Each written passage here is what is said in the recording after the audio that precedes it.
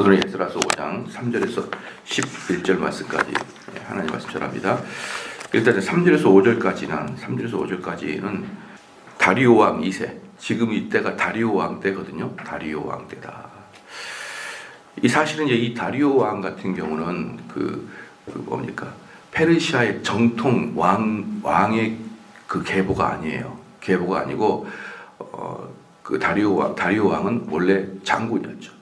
장군이었는데 그의 그 선왕, 그러니까 여기 다리오 왕보다 앞에 있던 왕 아다삭스다 왕이 갑자기 전사를 하고 말아요. 갑자기 전사를 하고 말하게 되므로 왕족이 아닌 장군에서 왕이 되었다라는 것이죠. 그러니까 왕족에서 왕이 되었으니까 뭐라 그럴까, 아직 기반이 튼튼하지 못하고 자기의 선왕이 전사할 정도로 어때요? 당시에 긴박한 상황이었다. 이 페르시아가 이 전체를 다스리는데, 제국 전체를 다스리는데, 제가 지난번에 말씀드렸지만 이 다리오 왕이 그 즉위하고 1년 동안 9번의 반란이 일어나요. 9번의 반란. 그 9번의 반란이 일어날 만큼이나 엄청나게 뭐라 그럴까요? 역동적이고 아주 풍전등화 같은 시대가, 페르시아 입장에서 풍전등화 같은 시대가 지금 이 시대예요. 지금 이 시대인데, 이제 이 다리오 왕이 그때 이제 뭡니까? 이때가 이제 그 전체를 좀 뭐라 그럴까요? 진압을 다 시켰다고 볼 수 있어요. 진압을 시켜서 요 1년 동안 9번에 걸쳐서 반란을 일으키는 것을 맨 마지막에 바벨론의 반란을 끝으로, 만만치 않는 국가들이 반란을 일으켜서, 예를 들어서 엘람 제국, 그 다음에 아수르 제국, 애굽 제국, 그 다음에 맨 마지막 바벨론 제국, 이런 데에서 2번, 3번씩 반란을 일으켜가지고 결국은 이제 지역 조그만 나라가 아니고 엄청난 큰 제국들이 반란을 일으켰던 것이죠. 페르시아 제국은 상승하는 제국이고 다른 제국은 정점이라서 하향하는 제국이지만, 그러나 만만치 않는 그런 국가들이 계속적으로 페르시아한테 도전하기 때문에 이 다리오 왕은 정신이 없었다라고 하세요. 정신이 없었는데, 그게 이제 1년 정도, 어느 정도 진압을 끝난 상태다. 지금이 진압을 끝난 상태고, 그때 이제 좀 진압이 끝날 때 뭐냐 그러면은 사마리아에서 또 상수가 올라온 거예요. 상수가 또 올라오니까 또 다시 이제 다리오 왕은 직원들을, 고고 관료들을 파견시켜 가지고, 야, 유다 저기서 뭔 일이 있는지 한번 살펴봐라. 그러니까 사마리아 사람들은 머리가 뛰어나지 않더라도 어느 나라를 지도하거나 리더들은 본능적으로 알고 또 습관적으로 합니다. A와 B가 싸울 때 A의 말만 듣지 않아요. 그렇잖아요. B만 말만 듣지 않고 이렇게 지금 싹 같이 이제 경험적으로 들어보는 것이죠. 그것처럼 사마리아 사람들이 이렇게 투서를 하지만 이 왕들이 사마리아 사람의 말만 듣지 않는 것이죠.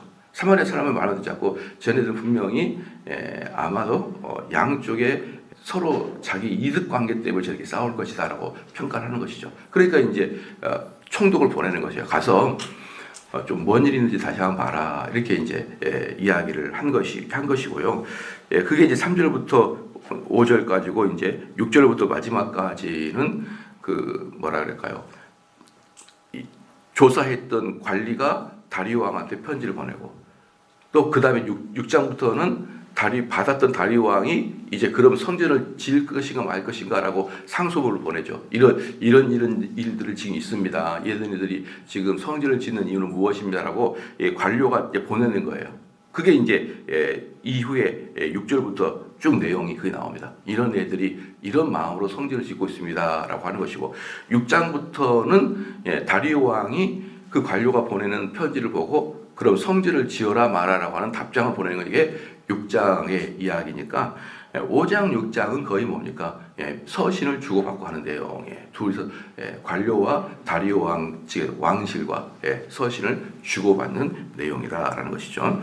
에스라 5장입니다. 에스라 5장의 3절을 보니까 그때 유브라데강 건너편 총독 다뜨네와 스달보스네와 그들의 동관들이 다 나와 그들에게 이르되 누가 너에게 명령하여 이 성전을 건축하고 이 성곽을 마치게 하였느냐 하기로. 이제 여기서 이제 뭐냐 그러면은 유브라데강 건너편, 옛날 성경에는 강서쪽편이래요. 강서쪽편, 유브라데강 건너편 또는 강서쪽편이라고 하거든요. 그게 어디겠습니까? 팔레스타인 전체를 말합니다. 그래서 이 제국인 페르시아가 어디까지 가냐 그러면요, 페르시아는 저기 터키까지 가요. 터키까지 갔다가 지난번에 제가 말씀을 드렸던 이 터키에서 서쪽으로 넘어가면서 그리스와 전쟁을 하다가 한번 일패를 당했다 그랬잖아요, 어저께.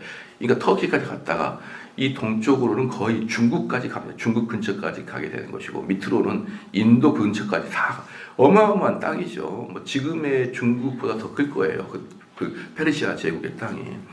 그러니까 이 전체를 이 황제가 관리한다는 것은 엄청나게 어려운 일이잖아요. 그래서 그 옛날에 로마도 보면은요, 그 로마의 로마도 세 개 파트로 나누고 있거든요. 로마 본토, 그 다음에 게르만족들 전체를 바라보는 쪽하고, 그 다음에 이쪽 중동 지역을 관리하는 이 로마도 이렇게 세 개의 큰 장군들이 나눠요. 그 다음에 이제 뭐라 그럴까요? 로마 본토 말고 그 다음에 중동 지역을 관할하는 사람들 중에 그 밑에 부하들이 누구냐? 그 밑에 부하들이 뭐냐면, 예를 들어서 본디오 빌라도 같은 총독들은 그 장군 밑에 있는 부하들인 거예요. 그러니까 황제로 본다 그러면 황제의 직속 부하들은 큰 갈대아 지역을 통치한다든지 이렇게 큰 지역을 통치하는 것이고요. 그러니까 여기서도 보니까 그 강의 서편 전체, 페르시아 전체를 관리하는 장소가 있고, 그 페르시아 전체를 관리하는 장소 밑에 누가 있냐 그러면 총독, 뭐 수르바벨 같은 그런 총독들이 이제 그 밑에 있는 것이죠. 여러분 좀 아시겠죠, 이런 부분. 그래서 만약에 우리 옛날에 한국으로 말한다 그러면은 뭐라 그럴까요? 동부가 뭐라 그럴까요? 6.25 사변 때 보니까 메가더 같은 경우는 태평양 사령 함대, 그렇잖아요. 그 태평양 지역에 일본, 한국, 이렇게 필리핀 같은 지역 전체를 장군이 누구라고 할 수 있어요? 메가더라고 할 수 있단 말이죠. 그 메가더 밑에 이제 각 나라마다 총독 같은 사람이 있는 구조가 되어 있는 거예요. 대통령, 메가더 밑에 총독 이렇게 되어 있는 거거든요. 여기서 말하고 있는 이제 총독들은 바로 그 왕의 두 단계 아래에 있는 그런 사람들이 급파가 된 거예요. 그래서 그때 이제 그 총독이 누구냐면 다뜨네라는 총독이에요. 다뜨네라는 총독이고 스달보스네와 그들의 동관들이 그랬거든요. 그러니까 다뜨네가 총독이고 스달보스는 이 다뜨네보다 아래에 있는 관료인데, 여기서 동관이라는 것은 뭐냐 그러면요, 동관이라는 것은 그들은 같은 그 편이라는 뜻도 있지만 히브리 원어로 본다 그러면은 조사원이라는 뜻이 조사원이라는 뜻이 있거든요. 그들이 그러니까 전체가 뭐라 그럴까요? 다뜨네나 스달보스네와 또 여러 사람들이 파송된 게 이 동관들이라고 하는 이 내용이 뭐냐면 조사원이라는 뜻이 포함되어 있거든요. 그러니까 우리로 말한다 그러면 약간 검찰 쪽이나 아니면은 국가 무슨 관리하는 거 있잖아요. 뭐가 잘 관리하는 사람들의 직종에서 오는 그 직종으로 또 성장하는 관료들인 것이죠. 그러니까 우리나라도 만약에 예를 들어서 국가 무슨 위원회, 국가위원회 이런 위원회가 있지만 그 사람들의 본 직업은 검찰에서 올라오는 경우가 있잖아요. 검찰 공무원이 이렇게 파견돼 가지고 올라오는 경향이 있어요. 여기서도 보면은 이제 다뜨네라는 사람도 총독이라는 그런 직무를 갖고 있지만, 이 총독의 자리에 올라오기 전까지는 전반적으로 이 검찰 쪽에서 올라오는 그런 사람들이라는 느낌이 흠씬 많이 묻어나는 그런 의미예요. 그래서 이 동관이라는 말은 히브리적 원어로 본다 그러면은 조사관 또는 검찰관 이런 느낌이 있기 때문에 이 다뜨네를 보내는 것은 상당히 정확한 판단이었다라고 할 수 있어요. 페르시아가 다뜨네를 보냈어요. 그 다뜨네가 가서 조사해봐라 라고 해서 보냈다라는 것입니다. 그래서 이제 그들에게 이르되 동관들이 나와 그들에게 이르되 이 그들이 누굽니까? 이 그들이 누구냐면 예루살렘에 살고 있는 유대인들을 말하는 것이죠. 유대인들에게 그들에게 이르되 누가 너희에게 명하여 이 성전을 건축하고 이 성곽을 마치게 하였느냐 하기로. 여기서 보면 누가 너에게 이런 일을 시켰어? 이렇게 이제 뭐라 그럴까요? 언뜻 읽어보면은 나쁜 놈들 누가 이거 하라 그랬어 이렇게 느껴지잖아요. 그런 느낌은 전혀 아니고요. 그런 느낌 전혀 아니고 그냥 정확하게 객관적으로 판단하기 위해서 이 일의 시작은 누구고 지금 누구를 중심으로 진행되고 있느냐 요걸 이제 처음에 가자마자 유대인들한테 물어본 거예요. 그러니까 그때 당시 최고의 관료들에게 직접 가는 게 아니라 이 검찰이 그런 거잖아요. 누군가를 조사하려고 그러면 이 사람을 결정적인 순간 이 사람을 맨 마지막에 조사하게 됩니다. 누구부터 조사하게 됩니까? 밑바닥부터 조사를 하기 시작해가지고 결론적으로 그 마지막에 이 사람을 향하여 조사가 진행이 되는 거란 말이에요. 그러니까 이게 모든 수사의 기본이거든요. 수사의 기본. 그래서 여러분들 제가 지난번에 말씀드렸지만요. 수사를 할 때는 기본적으로 수사관은 여러분들이 거짓말을 하도록 유도를 시키는 경향이 있습니다. 수사관은 여러분들이 거짓말을 하도록 유도를 시키는 경향이 있어요. 그런데 여러분들이 수사관 앞에 갈 때는요, 거짓말하면 안 돼요. 왜 거짓말하면 안 되냐 그러면 수사관들은 이미 조사가 된 상태에서 여러분 부를 거거든. 조사가 된 상태에서 부를 텐데 어떻게 되냐 그러면은 이미 어젯밤 7시에서 9시까지 내가 집을 나갔던 그 CCTV 같은 거 다 확보하고 또 그 CCTV가 지나가는 편의점 앞에서 그 편의점 주인 알바한테 내가 가서 음료수 사 먹었다는 것까지 다 확보하고 그 다음에 저를 부르는 거예요. 그렇게 해가지고 너 이제 경찰이 그렇게 하는 것이죠. 당신은 어저께 7시부터 9시까지 어디 있었습니까? 모르고 집에서 잤어요. 이제 이것을 유도하는 거예요. 그러니까 경찰은 그걸 모른 척하면서 선생님 어제 7시부터 어디 계셨어요? 이렇게 물으면 그냥 막 귀찮으니까 거짓말 하려고 한다기보다 귀찮으니까 이건 잤어요. 이러면은 근데 선생님 이거 뭐예요? CCTV 보니까 7시 앞에 편의점 앞을 지나가고 그 알바한테 무슨 아이스크림 사 먹었다는데 왜 집에 있다 그러셨어요? 이렇게 이제 경찰들은 여러분들이 자연스럽게 거짓말 하도록 유도를 하는 거예요. 왜냐 그러면은 그게 한두 번 잡히면은 피의자들은 바짝 긴장해 버리고요. 그다음부터는 왜냐면은 거짓말을 한두 번 하는 것은 법정에서 완전히 손해를 보거든요. 얘가 뭔가 숨기고 싶으니까 거짓말 한다고 생각을 하는 거예요. 그렇기 때문에 검찰이나 수사관 앞에서 제가 거짓말을 하기 시작한다 그러면 결정적인 덜미를 잡히는 거거든요. 그러니까 경찰들은 여러분이 거짓말하는 것이 어때요? 수사할 때 훨씬 편하죠. 그러니까 아무것도 아닌 것처럼 나오라고 할 때도 조사 나올 때도 전화가 오는 것이죠. 김 선생님 여기 무슨 경찰서인데요. 이런 일이 있는데 잠깐 와가지고 참고인 조사 좀 해주세요.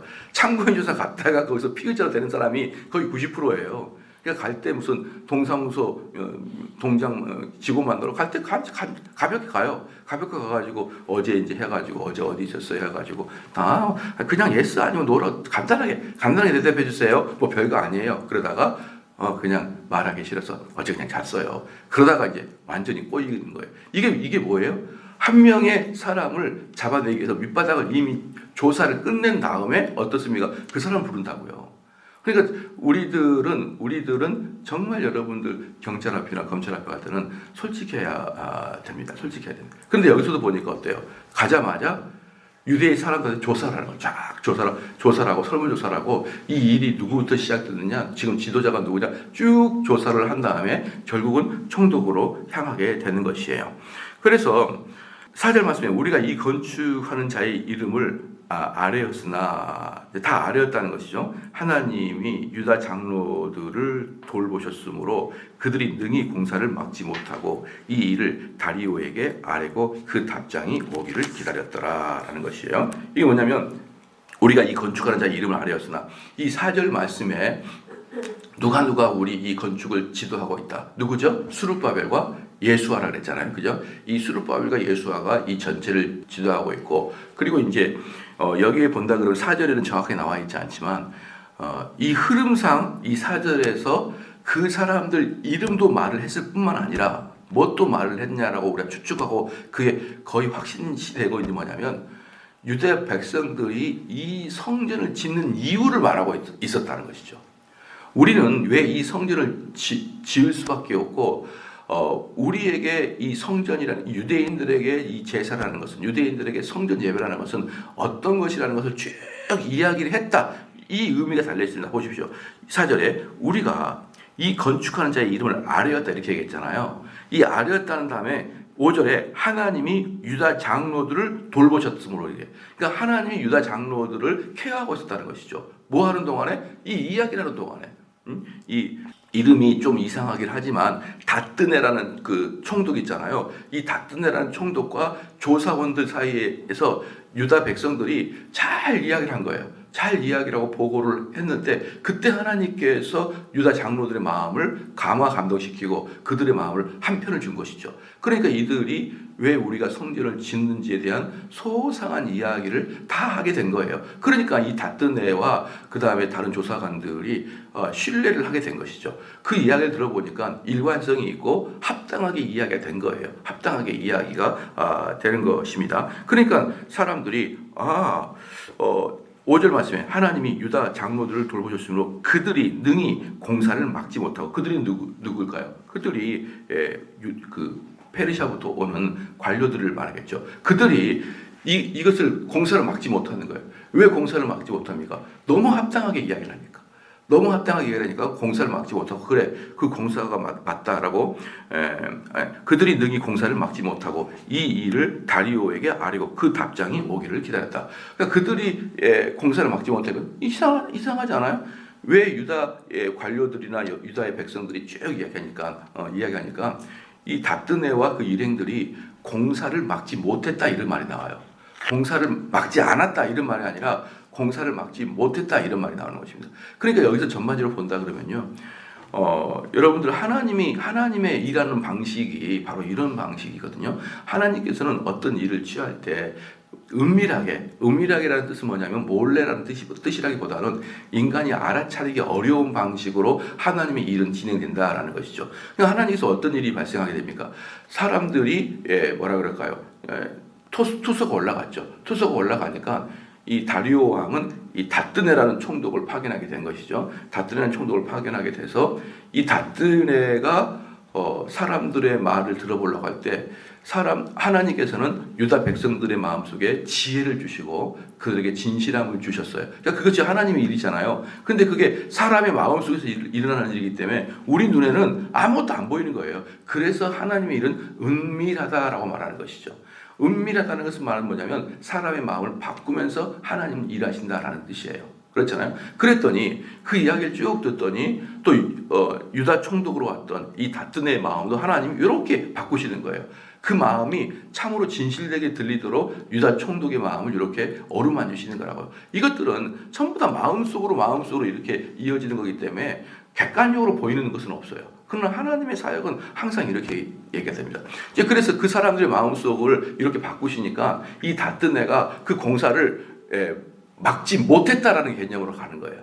하나님이 그 사람의 마음을 바꾸었으니까 이 다뜨네가 공사를 막지 못했다라고 이제 하는 거거든요. 그러면은 그 사람들의 이 기록이 있을 거 아니에요. 이제 다리오 왕한테 이제 편지를 쓸 거 아닙니까? 편지를 쓸 때 그 편지를 받았던 다리오 왕도 그 마음의 감동을 같이 느끼게 된단 말이죠. 그러니까 이 하나님께서는 이 공사를 완성시키기, 성전의 공사를 완성시키기 위해서 모든 사람의 마음을 동일하게 만져버리는 거라고요. 만져버린단 말이에요. 그러니까 하나님은 이렇게 일을 하시기 때문에 우리 성도들은 이 세상 살아가면서 일상 속에서 일어나는 일들인데 그 일상 속에서 일어나는 일들 속에서 하나님이 제어하고 하나님이 일을 진실시키는데 우리 눈에는 어때요? 그냥 일상으로 보이는 거라고요. 우리 눈에는 그냥 그게 보편적으로 보이는 것이고 또는 우리 눈에는 우연히 참 좋은 사람을 만났다라고 생각하는 것이죠. 우리 눈에는 참 그래도 돕는 사람을 그때 만났다라고 생각하는 것이지 하나님이 그 사람들의 마음을 이렇게 바꿔가지고 일을 진행시켰다는 것은 잘 보이지가 않는 거예요. 그렇기 때문에 우리는 기도할 때 어떻게 기도하냐 그러면 우리는 기도할 때 어떻게 기도하냐 그러면요. 계속적으로 신비한 무엇인가를 기다리지만 사실 하나님이 하늘에서 갑자기 벼락을 내려쳐가지고 이게 바로 하나님이 우리에게 역사하시는 거라 눈에 똑바로 보이듯이 그렇게 역사하는 것은 거의 없어요. 거의 없고 이렇게 일상생활을 통해서 일이 진행되게 하도록 하는 일을 우리에게 보여주시기 때문에 우리는 하나님 지금 내 삶에 개입했다, 하지 않았다. 이걸 잘 우리는 알지 못하면서 평생을 살아갑니다. 그러나 그것이 전부 다 하나님의 개입의 과정이었던 것이죠. 어제 이제 어떤 분하고 대화 좀 했는데요. 교회 온 지 꽤 된 분인데, 그분이 이제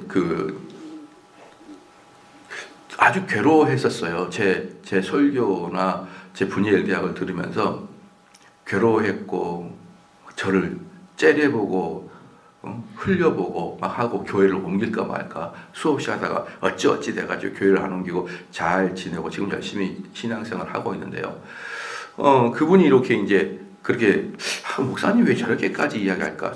그 말이 듣기 싫다라기보다는 저렇게 말씀하시면은 누군가에게 흠이 잡힐 것 같고 좀 위험할 수도 있는데 이제 그런 좀 걱정 아닌 걱정을 많이 하고 저렇게까지 좀 저런 식으로 말할 필요가 없는데 이런 것이 사실은 불만 아닌 불만이었다라고 하더라고요. 왜 저렇게 강하게 이야기하지? 흑백처럼 흑과 백을 쫙 나눠가지고 이 세상은 흑과 백이 있는 게 아니라 흑과 백과 해석도 여러 가지 색이 있는데 왜 저 목사님은 탁 나눠가지고 탁 이렇게 쪼개가지고 저렇게 하지? 저렇게 하게 되면은 반발심이 생긴 사람 많을 텐데 이런 생각을 많이 가졌고 그게 오랫동안 갖고 지금은 이제 은혜를 많이 받고 이제 그러는데 자기가 이제 과거에 있었던 그 다이어리 같은 걸 다 뒤져보는 거예요. 다이어리를 딱 뒤져보는데 제가 깜짝 놀랐다고 그러더라고요. 깜짝 놀란 게 뭐냐면 만약에 우리 교회에 오는 해가 있었을 거 아니에요. 몇 년도 왔는데 그 해에 우리 교회 오기 전 6개월 전에 다이어리를 이렇게 본 적이 있어요. 6개월 전에 다이어리를 본 적이 있는데 거기다 자기가 뭐라고 썼냐 그러면 누가 도대체 진리라는 것을 확실하게 말해주는 것이 어디 있는가 막 이렇게 쓴 거예요. 이 교회를 자기 교회를 다녀도 다 그냥 좋은 게 좋은 것이고 뭐 명확하게 이게 진리다라고 말해주지 않는데 자기는 머리가 너무 아프다.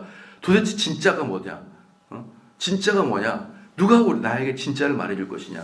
누가 나에게 확고한 진리를 바로 이것이야라고 전달해 줄 수 있는 곳이 어디냐?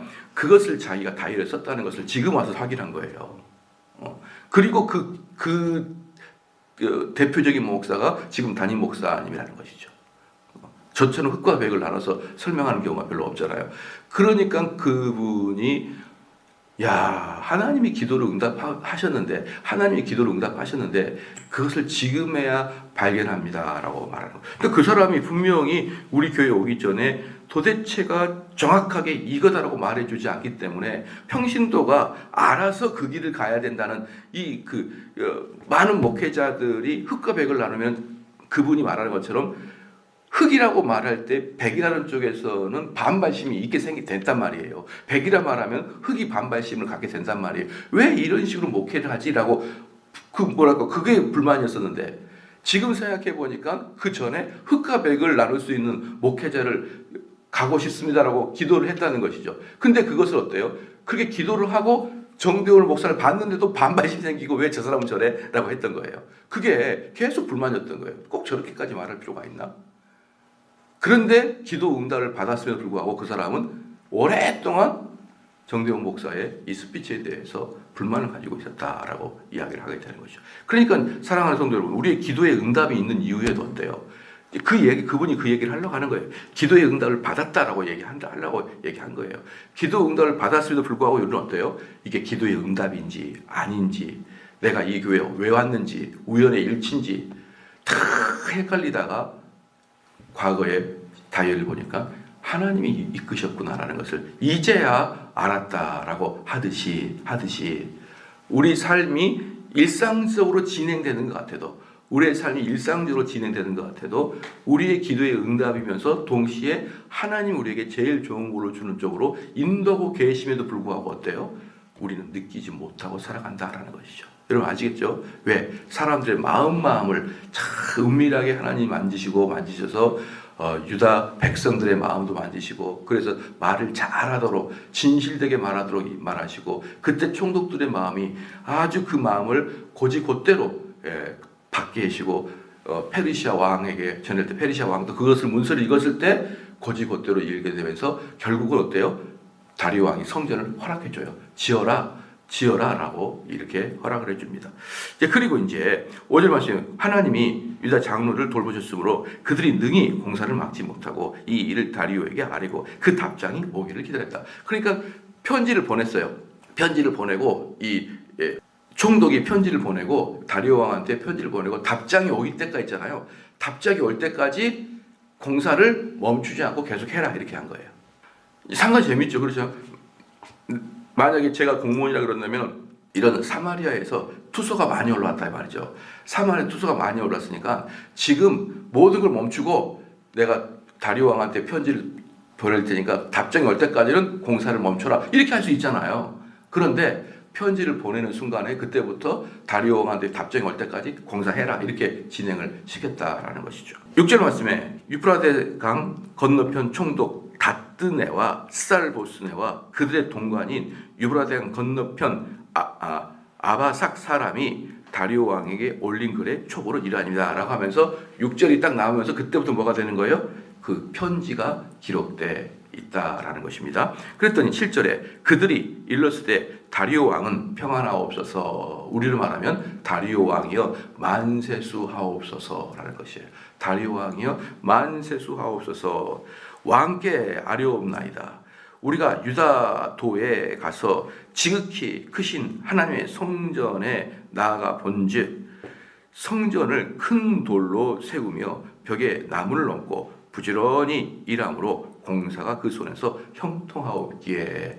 여기서 보니까 큰 돌로 세웠다고 그랬잖아요. 이 큰 돌로 세웠지만 사실은 성전은 이 수룹바벨 때 만들어진 거거든요. 이때 수룹바벨 때 만들어졌는데 성전은 제일 큰 돌은 솔로몬 때 제일 큰 돌을 세웠고 이걸 2차 성전 재건이라고 그러는데요. 2차 성전 만들 때는 솔로몬이 만든 돌 위에 수룹바벨들이 다시 성전을 만드는 거, 무너져 있으니까 맨 밑에 주축돌은 솔로몬이 만든 엄청 큰 그런 여러분들이 만약에 이스라엘 보면은 통곡의 벽 있잖아. 통곡의 벽. 그 통곡의 벽이 이 성곽의 이 벽입니다. 벽. 그래서 여러분들이 그 영상이나 아니면 사진 보면은 이스라엘 사람들이 통곡에 서가지고 이렇게 서 있잖아요. 서 있을 때 그 키높이보다 좀 더 높은 여기까지가 전부 다 솔로몬 때 만들어진 돌이에요. 그 돌도 크기로 막 이만하거든요. 근데 그 윗부분에는 수룹바벨 시대 때 재건해 올린 거예요. 그 돌은 얘보다 훨씬 작습니다. 훨씬 작고, 그리고 또 그것도 나중에 무너져가지고 또 그 위에는 나중에 헤롯, 신약시대 때 헤롯이 만들었는데 그때는 벽돌보다 좀 더 크게 만들어놔요. 그래서 딱 보면은 맨 밑에는 큰 돌들은 솔로몬, 중간 돌들은 수룹바벨, 맨 위에 작은 돌들은 헤롯, 이렇게 세 번에 걸쳐서 성곽이 만들어진 것을 여러분 볼 수가 있어요. 근데 여러분들이 인터넷에 보면은 사람이 서 있는 키높이에 있는 것은 솔로몬 시대 때 만들어진 가장 큰 벽입니다. 자, 그 벽이 바로 뭐예요? 예루살렘 성벽이었다라는 것이죠. 근데 여기서 재밌는 게 뭐냐면요. 저 8절 말씀에 후반부에 큰 돌로 세우며 벽에 나무를 얹고 부지런히 일함으로, 이 벽에 나무를 얹었다는 것은 뭔 말이에요? 성벽 다 세우고 맨 위에 어때요? 이제 석가래 같은 거 쳐야 될 거 아니겠습니까? 나무로 거기까지 이미 올라간 거예요. 그러니까 성전이 엄청나게 많이 진행되고 있었고, 그리고 이제 이 다리오 왕한테 이 총독이 편지를 보내고 다시 답장이 올 때는 어때요? 그러면은 상당히 거의 마무리 단계에 올라갈 수밖에 없는 기간인 것이죠. 그러니까 지금 이미 이 수룹바벨을 기점으로 해가지고 성벽이 거의 한 80% 이상 완성되어 가고 있다라는 것을 우리는 편지를 보면서 알 수 있어요. 그래서 9절에 우리가 그 장로들에게 물어보기를 누가 너희에게 명령하여 이 성전을 건축하고 이 성곽을 마치라고 하였느냐 하고 이렇게 물어보니까 우리가 또 그 우두머리들의 이름을 적어 왕에게 알아보자 하여 그들의 이름을 물은즉 그들이 우리에게 대답하여 이르기를 우리는 천지의 하나님의 종이라 예전에 건축되었던 성전을 우리가 다시 건축하노라. 이는 본래 이스라엘의 큰 왕이 건축하여 완공한 것이었으나 라고 얘기하더라고요. 이제 물어보니까 어떻다는 것이죠.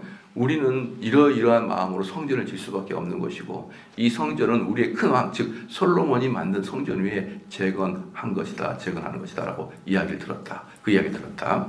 그리고 이들은 왜 성전을 지어야 되는지 우리한테 이야기를 해줬는데 그게 너무나 합당한 이론이다 라고 이렇게 보낸 거예요. 근데 참 재밌는 게 뭐냐면 여러분 그 재밌는 게 뭐냐면요. 만약에 여러분들이 무슨 일로 재판을 받잖아요. 재판을 받으면요. 결국 맨 마지막에 재판관이 결정하는 것에서 이제 우리가 이제 결론이 나고 감옥이 가든지 아니면 불륜하든지 그렇잖아요. 그럴 때 처음에 경찰서에 가서 조사를 하지 않습니까? 저 물론 여기 있는 분들이 혹시 경찰의 조사를 받고 법원에서 판결을 받은 분도 있을지 모르지만 저는 그러질 않았지만 드라마를 보고 하는 말이니까 여러분 혹시 유경험자들은 귀엽게 봐주시기를 바랍니다. 이렇게 경찰에서 조사를 받는데 경찰 조사가 여러분이 아무것도 아닌 것 같죠. 아무것도 아닌 것 같잖아요. 그런데 우리나라에는 엄청나게 많은 형사 사건이 고소가 이뤄진단 말이에요. 엄청나게. 그렇기 때문에 진짜 그 뭐라 그럴까요? 조사 정확하게 안 합니다. 위로 올라갈수록. 그래서 위로 올라갈수록 어떻게 조사를 하게 되면은 경찰에서 조사하고 그걸 검찰에 송치하잖아요. 그럼 검찰들은 그 서류를 보고 조사하는 거예요. 서류를 보고. 서류를 보고 나중에 그 피의자를 불러서 물어보는 거죠. 물어보는데 그것은 서류예요. 서류. 그리고 이 검찰이 다시 재판장한테 가면 판사들은 또 그 서류를 보고 조사를 하는 거예요. 그 서류를 보고 조사하다가 마지막에 재판장에서 물어보거나 공판장에서 물어보거나 아니면은 요즘에도 어떻게 하냐 그러면 서류를 보고 간단하게 물어봐요. 그 피의자에게. 그러면은 하고 이제 재판을 하는 거거든요. 그럼 우리의 입장에서는 어떻게 이 재판장의 마음이 제일 중요하다고 생각하잖아요. 그게 오차예요, 오류. 이들은 뭘 가지고 그 판결의 마음을 먹어요? 서류를 가지고 한단 말이에요. 서류를. 예. 그럼 누구의 마음이 제일 중요할까요? 결정적으로 재판하는데 내가 감옥에 가느냐, 내가 석방되느냐, 요 결정적인 순간에 누구의 마음이 제일 중요할까요? 첫 번째 조사한 사람의 마음이 중요하다고. 첫 번째 사람. 왜? 그 다음부터 서류라니까요. 첫 번째 조사하면 이 사람 앉혀놓고 얼굴도 보고 입술 떨리도 좀 보고 눈도 거라는 걸 다 보고 이렇게 조사를 한단 말이에요. 그럼 경찰들은 형사들은 오랜 조사한 경험을 한 사람이 이 사람의 말을 슬슬 돌리는 것이나 말꼬리를 잡는 것이나 눈이 흔들린 것을 보고도 어때요? 이미 선입견을 딱 가져요. 아, 이놈이 죄인인가 보다. 느낌이 요거 죄. 그래서 이 조사관의 마음 상태가 이 사람의 형을 결정하는데 아주 결정적인 중요한 역할을 하거든요. 그렇잖아요. 그렇기 때문에 지금 여기에서도 다리오 왕이 건축해라라고 편지가 갔지만 이 조사하는 사람이 이미 어때요? 유대인들의 말을 듣고 참 선량한 건축입디다라고 마음을 보내준 거예요. 그러니까 그걸 보고 해라라는 것이죠. 예를 들어서 뭐라 그럴까요? 우리가 원약 출판사라는 게 크지는 않지만 그래도 조그마지만 어쨌든 사업은 사업이잖아요. 그래도 그게 돈도 들어가고 사람들을 써야 되고 그러잖아요. 그래서 제일 중요한 게 뭐냐 그러면 어떤 책을 번역하냐, 책 선정. 두 번째는 누구에게 번역을 시킬까예요. 그렇잖아요. 요 두 개가 제일 중요한 거거든요. 그럴 때 이제 이 실무를 담당하는 부목사님이나 이런 분들이 목사님 누구 책이 진짜 좋아요. 그 다음에 이것을 잘 번역할 수 있는 사람이 누구누구 교수예요. 이렇게 정해주잖아요. 그럼 99% 그렇게 하라고 해요, 저는. 그렇잖아요. 제보다는 누가 현장에 있는 그분이 더 잘 알기 때문에 그 사람이 글을 쓰면은 큰 하자가 있거나 내가 그쪽 분야의 전문가가 아니면은 그래, 그렇게 합시다라고 얘기를 한단 말이에요, 거의. 그러니까 실질적으로 사인은, 목사님이 사인을 한 것 같지만 실질적으로 일은 그 사람이 하는 일대로 저는 쫓아가게 돼 있는 거란 말이에요. 만약에 제일 높은 사람이 자 이걸 번역하고 이 책을 번역할 때 누구로서 이렇게 지시를 해주잖아요. 얘는 기능인밖에 못해요. 그럼 이 사람이 기능이 된다 그러면은 이 사람에겐 창조적인 아이디어가 나올 수가 없어요. 이 사람이 창조적인 아이디어를 나오려면 애한테 정보를 줘야 돼요. 그리고 저는 어때요? 사인만 해주면 되는 거라고요. 그러니까 중요한 것은 뭐냐 그러면 첫 번째 여러분이 조사할 때 문 앞에 있던 그 경찰이 그 조사하는 사람이 여러분을 어떻게 평가하느냐는 대단히 중요한 결정적인 사유가 됩니다. 그럴 때 하나님은 누구의 마음을 바꾸신다고요? 그때 처음에 조사한 사람의 마음을 어루만질 때 그 사람이 야, 이 사람은 죄인이 아닌데 이 사람이 억울하게 누명서겠다. 이런 마음이 쑥 들게 되면 나중에 결론적으로 거의 대부분 재판장에서 무죄가 나올 확률이 되게 많아요. 그렇기 때문에 우리는 조사를 받을 때 아무것도 아닌 것 같지만 그때부터 성실하게 해야 돼요. 그때부터 정직하게, 그때부터 말 바꾸지 말고 그때부터 해야 돼요. 근데 이 모든 것을 지금 기록하고 있다. 이것은 하나님께서 그 성전을 허락하셨다. 그 성전은 이제 허락하셨다. 어저께 어떤 일이 있었습니까? 어제 기억나시죠? 16년 동안 공사를 하지 않으니까 16년 동안 공사를 하지 않으니까 학개와 스가랴 선지자 와가지고 지금 뭐 하고 있는 거야? 5장 1절에 선지자들 곧 선지자 학개와 이도의 손자 스가랴가 이스라엘 하나님의 이름으로 유다 예루살렘 거주하는 유다 백성들에게 예언하였다. 뭐 하고 있냐? 그럼 다시 이제 결론을 내릴게요. 하나님은 성전을 건축하기 위해서 누구를 세우셨어요? 시작 선지자를 딱 세웠죠. 그죠? 선지자가 소리 지르고 그들 비난하고 비판하면서 너희들 지금 정신 못 차리려고 아주 강력하게 설교를 했거든요. 근데 그 설교를 듣고 빈정상할 수 있잖아요. 야, 지금 우리 먹고 살기 힘든데 무슨 성전이야. 우리 판잣집이라도 좀 회복되고 해야지. 근데 유다 백성들의 마음이 우리가 죄인이구나 라고 마음먹었잖아요. 그 죄인이라고 마음먹은 그 상태가 유다 백성들 마음을 하나님 안 주신 거라고요. 이 유다 백성들이 학개와 스가랴 선지자의 말을 듣고 선지자의 마음을 듣고 이 마음이 바뀌어가지고 조사위원들이 나왔을 때 페르시아에서 조사위원이 나왔을 때 그 조사위원에게 좋은 말을 했던 사람도 유다 백성들이었던 것이죠. 그러니까 유다 백성들, 그다음 이 좋은 말에 대해서 마음을 열었던 사람이 총독이고 이 총독의 말을 듣고 다리오 왕이 마음을 열어가지고 이 5가지의 일이 동시적으로 딱딱딱 이어졌기 때문에 이 성전 건축은 진행될 수밖에 없다라는 것이에요. 그래서 우리는 흔히 그렇게 얘기합니다. 만약에 이게 하나님의 일인가 아닌가라고 할 때 순적하게 일이 모든 사람들을 이렇게 구조가 딱 맞아가지고 이 일이 바로 하나님이 나에게 순적하게 진행하는구나라는 것이 하나님이 허락하신 일인지 아닌지를 분별하는 분별 요소 중에 하나가 그거인 이유가 바로 이런 거예요. 모든 게 하나님이 그 일을 딱 진행하게 하시고 허락하시고 하나님이 허락하신다 그러면은 아무리 사마리아 사람들이 발광을 해도 허락되게 돼 있다. 이게 하나님의 사역의 뜻이다라는 것이죠. 여러분 어떻게 잘 아시겠죠? 하나님의 뜻은 그렇게 보이지 않는 곳에서 진행되기 때문에 여러분은 평생 하나님의 보살핌을 살아왔어도 입에서 감사가 안 나와요. 감사가 다 내가 한 것 같고 우연의 일치로 된 것 같고 좋은 사람 만나서 된 것 같은데 사실은 다 하나님이 만드셔서 여기까지 오신 거예요. 그렇기 때문에 우리는 감사의 제목밖에 없는 것입니다. 저는 이제 오늘 설교하고 22일 날인가 23일 날인가 그때 오거든요. 제가 11월 23일 날 옵니다. 그러면은 그때가 수요일이나 될 거예요. 그럼 그 다음날 목요일 금요일부터 또 제가 설교할 거 11월 20며칠 목요일 금요일도 설교할 건데 아이고 목사님 오자마자 새벽 설교하게 되면 힘들지 않아요? 안 힘들어요. 그때는 새벽에 깨어 있어요. 한 11시 되면 눈이 버뜩 떠져가지고 그때부터 아침까지 잠이 안 와요. 그래서 그때 제일 쉬운 게 새벽 설교예요. 너무 오랫동안 심심한데 새벽 설교나 가자 걱정 없어요. 그래서 제가 새벽에 와서 설교하면은 우리 목사님 얼마나 사명감에 불타올라서 저렇게 외국에서 오자마자 설교하냐. 그 사명감에 불타오르는 게 아니라 심심해서 나올 거예요. 심심해서 나와가지고 설교할 수밖에 없는 거예요. 그러니까 그때 다시 볼게요. 여러분 그때 또 왔는데 인원이 반은 줄어가지고 또 텅텅 비어 있지 말고 여러분도 한 달 동안 열심히 또 잘 하시길 바랍니다. 기도하시겠습니다.